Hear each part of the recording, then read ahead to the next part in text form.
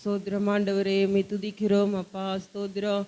இந்த நாளில் கூட மெய் பாடி மெய் துதித்த அந்த நல்ல சிலாக்கியத்துக்காக ஸ்தோத்திரம். இந்த ஆராதனையை நீர் பொறுப்படுத்தி நடத்தினீரே, அதுக்காக ஸ்தோத்திரம் ஆண்டவரே.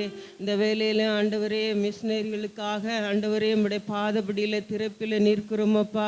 ஆண்டவரே, ஊழியம் செய்கிற பிள்ளைகளை நீர் ஆசீர்வதிக்கும்படியா ஜெபிக்கிறோம் ஆண்டவரே.